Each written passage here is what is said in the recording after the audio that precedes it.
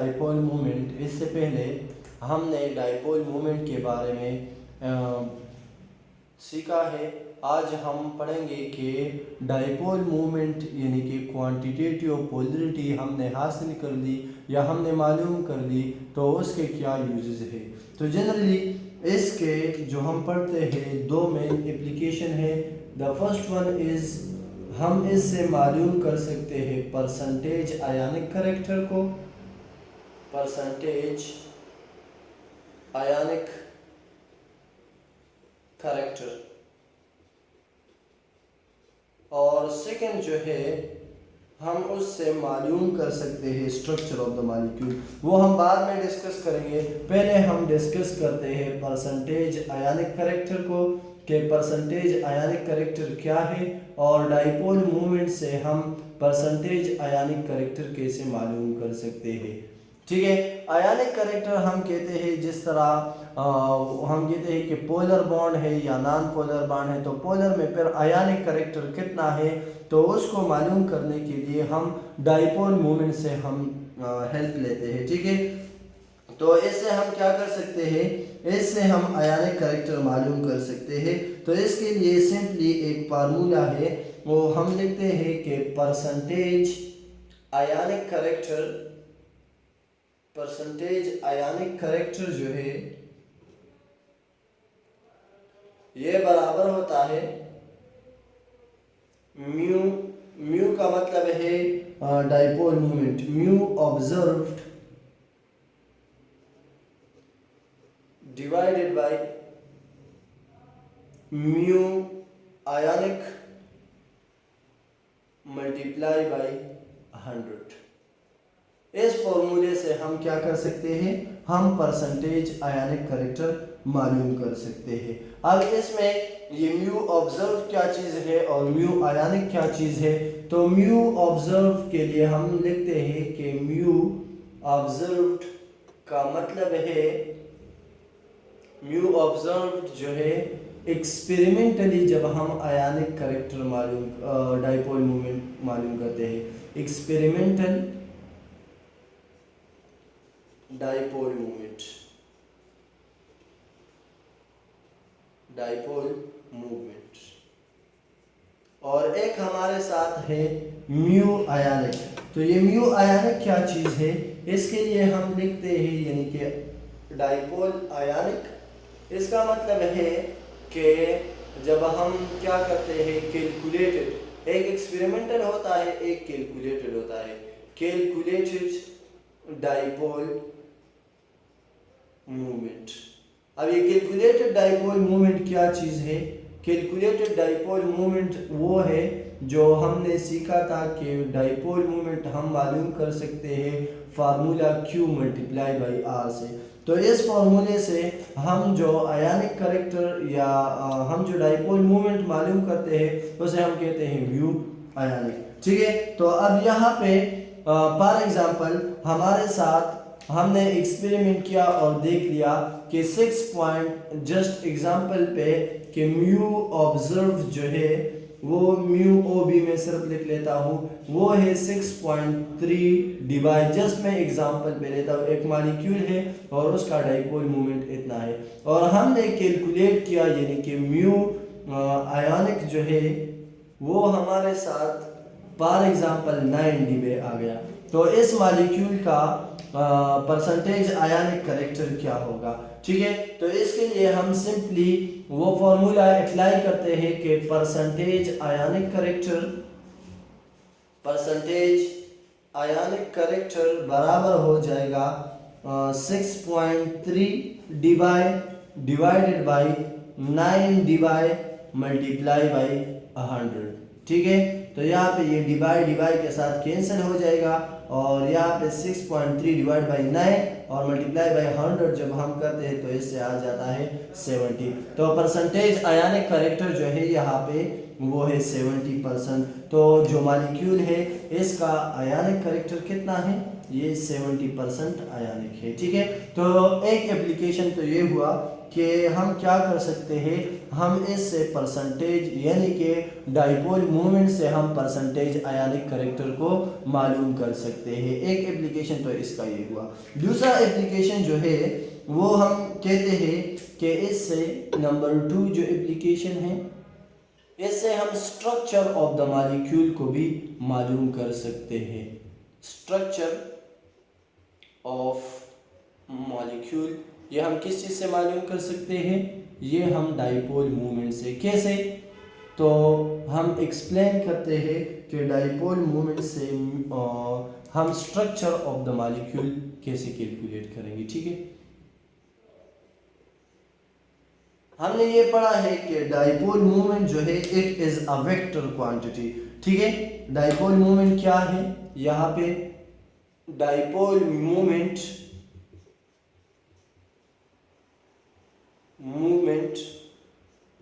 Is a vector quantity. ये हम already discuss कर चुके हैं डाइपोल मूवमेंट के इंट्रोडक्शन में।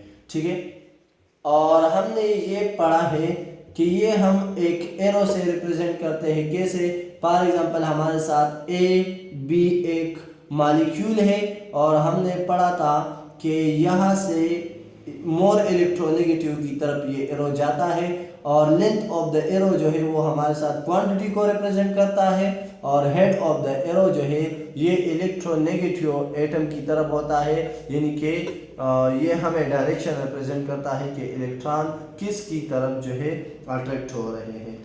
तो अब इससे हम स्ट्रक्चर कैसे मालूम कर सकते हैं डाइपोल मूवमेंट से, तो हम अगर हमारे साथ ऐसा एक मॉलिक्यूल हो कि जिसके एक से ज़्यादा पॉसिबल स्ट्रक्चर हो। क्या मतलब, मैं एक मॉलिक्यूल लेता हूँ कि structure of water molecule, structure of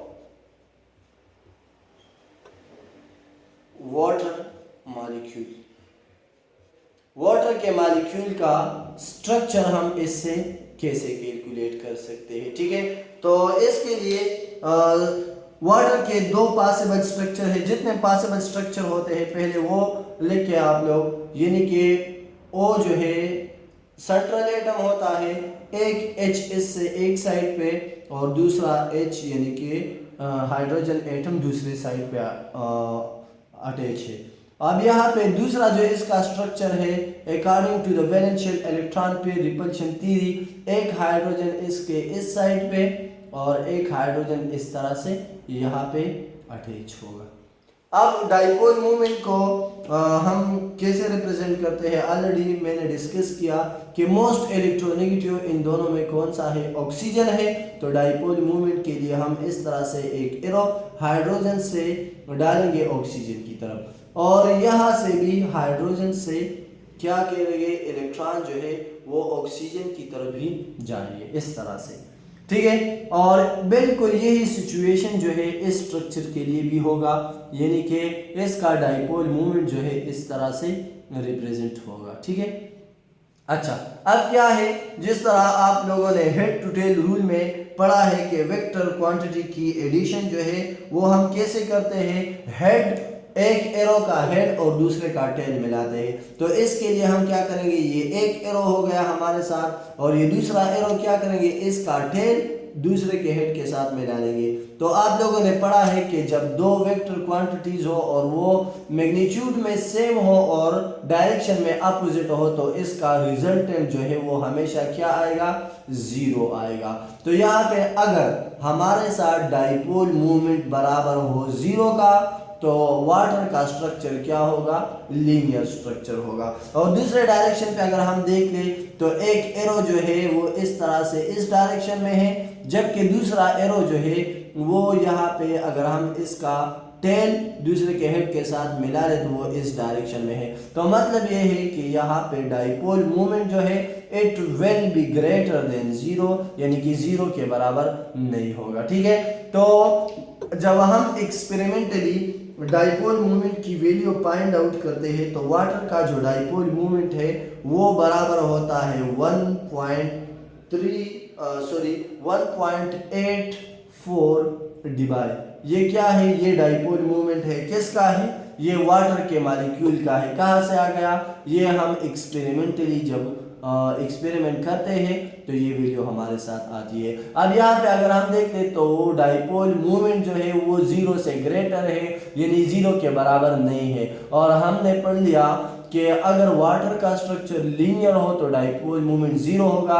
अगर वाटर का स्ट्रक्चर एक्चुअल में क्या हो, एंगुलर हो यानी कि लीनियर ना हो तो फिर डाइपोल मोमेंट जो है वो 0 के बराबर नहीं होगा। तो यहाँ पे हमने देख लिया डाइपोल मोमेंट 0 के बराबर नहीं है, तो करेक्ट स्ट्रक्चर जो है वो वाटर का कौन सा है, डेफिनेटली वो ये वाला स्ट्रक्चर जो है ये करेक्ट होगा वाटर के लिए। तो वाटर का सही स्ट्रक्चर जो है इट इज बेंड स्ट्रक्चर, या हम कहते हैं कि इट हैव एंगुलर स्ट्रक्चर। ठीक है, तो इसी तरीके से हम क्या कर सकते हैं, हम डाइपोल मोमेंट को यूज करके स्ट्रक्चर को फाइंड कर सकते हैं।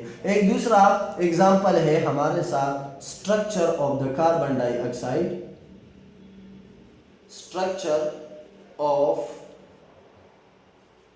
Carbon dioxide molecule, carbon dioxide, इसका स्ट्रक्चर जो है वो कैसे होगा। तो इसके लिए हम डिस्कशन करते हैं कि इसके भी हम उसी तरह से कार्बन डाइऑक्साइड का फॉर्मूला होता है CO2। ठीक है, ये क्या है, ये कार्बन डाइऑक्साइड का फॉर्मूला है। इसका स्ट्रक्चर, इसके भी दो स्ट्रक्चर है, एक कार्बन और 2 ऑक्सीजन। तो एक स्ट्रक्चर तो इसका पॉसिबल ये है कि ये क्या होगा, लीनियर स्ट्रक्चर में होगा, यानी कि C दरमियान में और दोनों साइड पे ऑक्सीजन, और एक बिल्कुल उसी तरह बेंड स्ट्रक्चर भी इसका पॉसिबल है, यानी कि हमारे जहन के मुताबिक इसके 2 स्ट्रक्चर पॉसिबल है। अब एक्चुअल स्ट्रक्चर इसका कौन सा होगा, तो बिल्कुल वही कंसेप्ट हम यूज करेंगे कि इसमें मोर इलेक्ट्रोनेगेटिव कौन है, इसमें मोर इलेक्ट्रोनेगेटिव ऑक्सीजन है। तो एक एरो जो है इसका डायरेक्शन इस तरफ और दूसरे एरो का डायरेक्शन इस तरफ होगा। और यहाँ पे क्या है, यहाँ पे भी सेम सिचुएशन है, मोस्ट इलेक्ट्रोनेगेटिव ऑक्सीजन है। तो हम डाइपोल मोमेंट का रिप्रेजेंटेशन इस तरीके से करेंगे। अब यहाँ पे अगर डाइपोल मोमेंट जो है इसकी वैल्यू बराबर आ गई 0 का, तो ये क्या होगा, इसका स्ट्रक्चर कौन सा होगा, लीनियर। और अगर डाइपोल मोमेंट जो है ग्रेटर देन 0 आ गया, यानी कि 0 के बराबर ना हुआ, तो फिर क्या होगा, कार्बन डाइऑक्साइड के जो मॉलिक्यूल है उसका स्ट्रक्चर एंगुलर होगा। जब हम एक्सपेरिमेंटली देखते हैं तो एक्सपेरिमेंटली डाइपोल मोमेंट जो है वो बराबर होते हैं किस चीज़ का, वो बराबर आता है 0 का। तो जब ये 0 के बराबर आता है डाइपोल मोमेंट एक्सपेरिमेंटली 0 के बराबर होता है, तो यहाँ पे हमने कहा कि एंगुलर स्ट्रक्चर जो है वो क्या है, उसके लिए डाइपोल मोमेंट जो है 0 के बराबर नहीं होगा।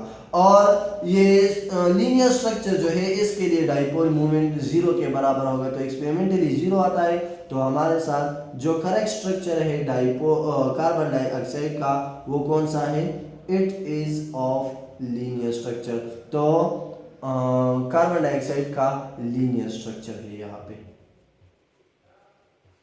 तो ये था discussion about the application of dipole moment के। जो डाइपोल मोमेंट हमने फाइंड आउट किया उसके कौन कौन से एप्लीकेशन है, यानी कि वो हम कहाँ पे यूज कर सकते हैं, वो हमने डिस्कस कर लिया। इंशाल्लाह आज के लिए इतना ही काफ़ी है। सी यू इन नेक्स्ट लेक्चर।